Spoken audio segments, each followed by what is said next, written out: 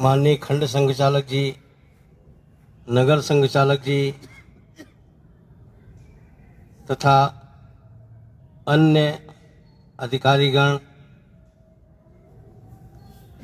समाज से पधारे संघानुरागी बंधु, प्रचार माध्यमों के बंधु तथा आत्मीय स्वयंसेवक बंधुओं, कभी कभी ऐसा लगता है राष्ट्रीय स्वयंसेवक संघ कई बार जो है, यद्यपि हम लगातार ये बोलते हैं कि हमारा काम सर्वेषां अविरोधेन है, हमने संघ किसी के विरोध में प्रारंभ हुआ नहीं है और ये समाज में संगठन नहीं है। संघ की स्थापना समाज का संगठन करने के लिए और हुई है। किन परिस्थितियों में हुई, उस समय की परिस्थितियां क्या थीं? एक तो ये चिंतन का विषय, समीक्षा का विषय भी है। कोई भी जिसको संघ से अनुराग है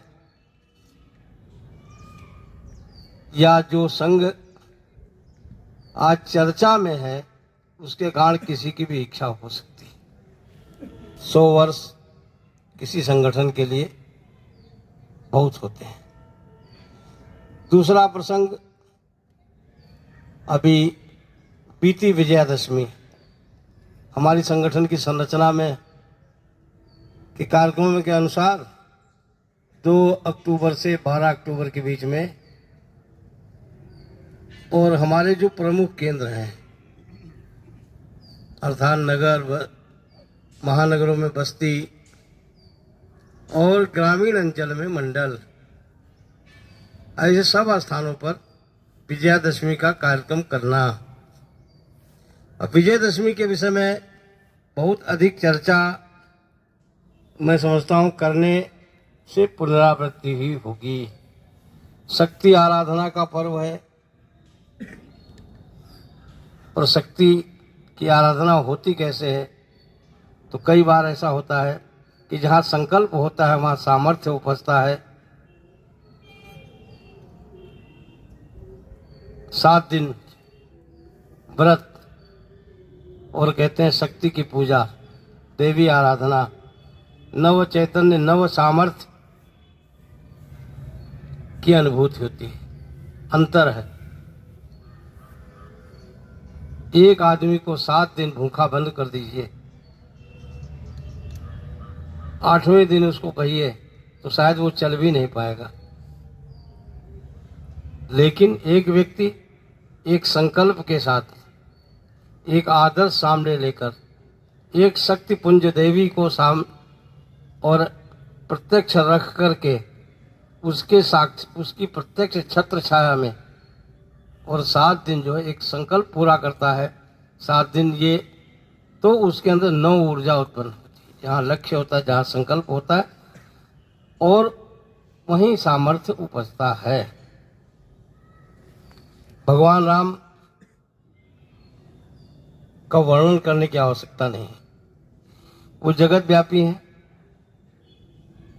विश्व के अंदर आज तक का इतिहास मैं एक दिन पढ़ रहा था, भगवान राम पर केवल हिंदू की ही श्रद्धा है ऐसा नहीं। दुनिया में अधिकाधिक जितने डाक टिकट और भगवान राम पर अहिंदू, जहाँ हिंदू नहीं रहता, उन देशों ने भी जारी किए हैं। आज तक का कीर्तिमान है सर्वाधिक। क्यों? इसलिए नहीं कि भगवान राम उन्होंने एक अधर्म पर धर्म की विजय, आसुरीय शक्तियों का विनाश, निमित्त कोई भी हो सकता, कारण कोई भी हो सकता, किन लोगों को साथ लेकर, कोई बड़ी सेना लेकर नहीं गए थे। वनवासी बलकल धारण करके, और माता का आदेश वो तो एक संयोग है, वो अभी पक्ष, और विषय विचार का है। माता कैकेयी की जो भूमिका थी उसको भी, लेकिन वह भी एक आदर्श था। किनको साथ लेकर गए थे? आज हम समाज में बात करते हैं सामर्थ्य। सामर्थ्य केवल कुछ विद्वानों में, कुछ धनवानों में नहीं होता है। सामर्थ्य समाज के अंतर्निहित और समाज की स्वयं सिद्धता में होता है। भगवान राम अकेले गए थे, लक्ष्मण जी साथ में थे, सीता जी का और रावण हरण कर ले गया था। दो भाई, रावण जैसी महाशक्ति कैसे 10 दिशाओं का ज्ञाता था, और क्या क्या था आप जानते हैं। रावण से परास्त हो करना, लेकिन संकल्प था धर्म की स्थापना, संकल्प था आठताई शक्तियों का विनाश। इसलिए लोग मिलते गए। उस यात्रा में भगवान राम अनेकानेक आश्रमों में गए। उन्होंने उनको कुछ रहस्य बताए, कुछ शक्ति दी, कुछ और साधन बताए। जुड़े कौन लोग? समाज के वो वंचित लोग जिनको शायद मनुष्य भी कहने में कई बार, लेकिन बड़े पुरुष और पराक्रम उन्होंने प्रदर्शित किया भगवान राम के नेतृत्व में। समाज का वो वर्ग जो उपेक्षित था, उनको साथ लेकर किसको गले लगाया, किसके यहाँ जाकर जूठे बेर खाए। राजाओं के यहाँ भी तो जा सकते थे कि रावण ने सीता का हरण किया है, इसलिए सभी राजे महाराजे अपनी अपनी सेना लेकर आओ और रावण का संहार करना। किसी भी राजा के पास नहीं गए। समाज की विकृति थी, इसलिए समाज की शक्ति के आधार पर, समाज में शक्ति, और वो शक्ति माने उनको साथ लेकर के जिनके अंदर कोई प्रतिभा नहीं थी, कोई सामर्थ्य नहीं था, कोई प्रसिद्धि नहीं थी, उनको साथ लेकर के और जो किया वो हम सभी जानते हैं। उसका स्मरण आज भी हम करते हैं, लाखों वर्षों के पश्चात। लाखों वर्षों के पश्चात भी हम, क्यों? ये हमारा जीवन प्रवाह है।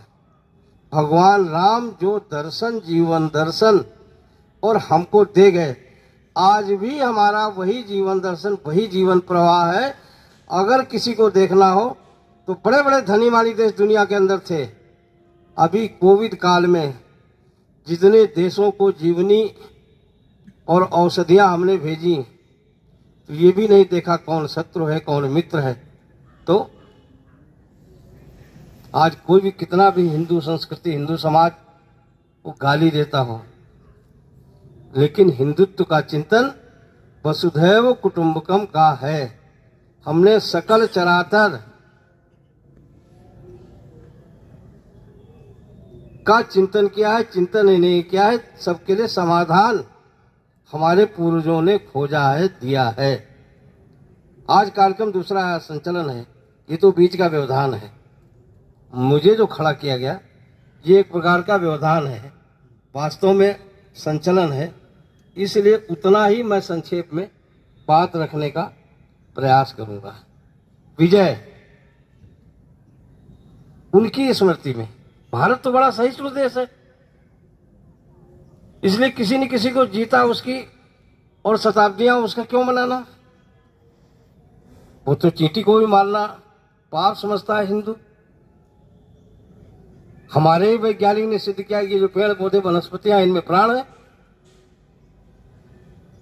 सकल चराचर के अंदर आत्मवत सर्वभूतेषु का हमने साक्षात्कार किया है। फिर विजय पर्व क्यों? ये भी विषय। समाज में सहिष्णुता होनी चाहिए। हिंदू अत्यधिक सहिष्णु समाज है, लेकिन कभी कभी वो सहिष्णुता जो है वो कहते हैं और हमारे लिए अभिशाप भी हो जाती है। इसलिए साथ साथ में सहिष्णुता जब तक शोभा देती है, कहते हैं क्षमा क्या शोभती उस भुजंग को जिसके पास, तो सामर्थ्य भी चाहिए, शक्ति भी चाहिए और विजय की आकांक्षा। तो सहिष्णुता चाहिए, तो समाज में जयिष्णुता विजयिष्णुता भी चाहिए। भगवान राम ने जो आदर्श स्थापित किया, उस आदर्श को लेकर आज भी समाज के अंदर आज भी, और उस विषय को केंद्र मान करके समाज की हम समीक्षा करेंगे तो क्या होगा। कहते हैं समर्थ को नहीं दोष गुसाई, तुलसीदास जी भी कह गए। अगर मुट्ठी में दम है तो इसलिए जयशुलता भी आवश्यक है। और ये जो समाज है, ये समाज सत्ता पर आधारित नहीं रहा। कुछ लोग कबीलों में रहते थे, एक दूसरे को मारते काटते थे, खाते थे, और जो कबीला बलवान वो जो है, कुछ कबीलों ने अपना एक जो है कानून बना लिया, एक राजा बना लिया, और आज उसको वो राष्ट्र कहते हैं। ये भारत सनातन राष्ट्र है, इस धरती का प्रथम राष्ट्र है, और कहते हैं ईश्वर के द्वारा और स्थापित प्रदत्त या जो भी कहिए वह राष्ट्र है। और उसकी चिरंतरता, ये स्वामी विवेकानंद जी ने कहा कि हम उस देश से आए हैं, हम उस धर्म से आए हैं। क्यों? अब कोई पूछे कि भाई सांस्कृतिक राष्ट्रवाद दुनिया को समझ में नहीं आता है, लेकिन हिंदू ने सांस्कृतिक राष्ट्रवाद जिया है, इसलिए हमारे लिए कोई आश्चर्य नहीं है। वो सांस्कृतिक राष्ट्रवाद हमारे लिए कोई आश्चर्य का विषय नहीं है।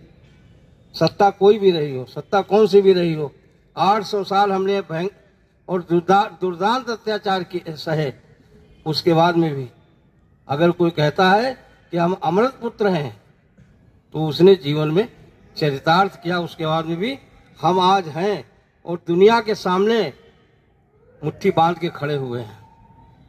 ये इसको कहते हैं समाज की जयशुलता। कहते हैं जिस समाज के अंदर और आवश्यक गुणों के योग्य लोगों का, आवश्यक गुणों का अर्जन समाज के अंदर स्वयं सामर्थ्य जिसमें है वही चिरंतन होता है। अन्यथा समाजों का तो इतिहास यूनान, मिस्र, रोमा सब मिट गए जहां से, लेकिन हम हैं। और हमारी ये परंपरा रही कि जो भी आवश्यक गुण समाज में है, ये हिंदुओं में 365 दिन 730 पर्व कैसे होते हैं? 730 से भी अधिक होंगे। क्यों? कोई मनोरंजन के लिए नहीं थे।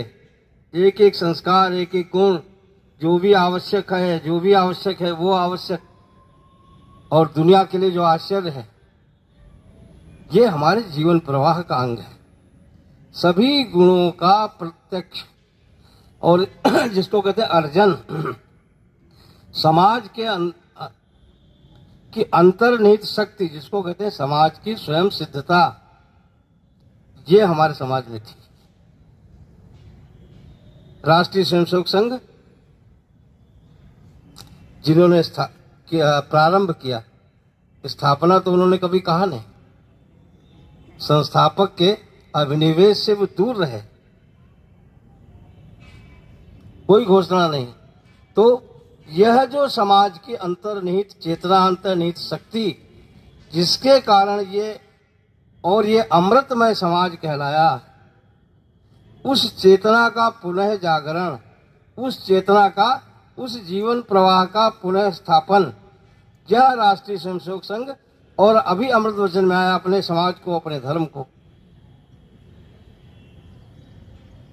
आज धर्म के नाम पर लोग जो है दुनिया भर का सांप्रदायिक है, ये वो दुनिया भर का चिल्लाते हैं, लेकिन धर्म तो एक ही है। धर्म पूजा पद्धति नहीं है, आप जानते हैं। धर्म अर्थात जिसमें सकल चराचर की धारणा का सामर्थ्य हो, सबके समाधान की व्यवस्था हो, वह धर्म है। क्योंकि इसका प्रारंभकर्ता, इसका उद्गाता हिंदू है, इसलिए हिंदू धर्म कहा जाता है। अन्यथा मानव धर्म और हिंदू धर्म एक दूसरे के पर्यायवाची हैं। इसी विषय को लेकर के, इन्हीं बातों को लेकर के राष्ट्रीय स्वयंसेवक संघ की स्थापना हुई।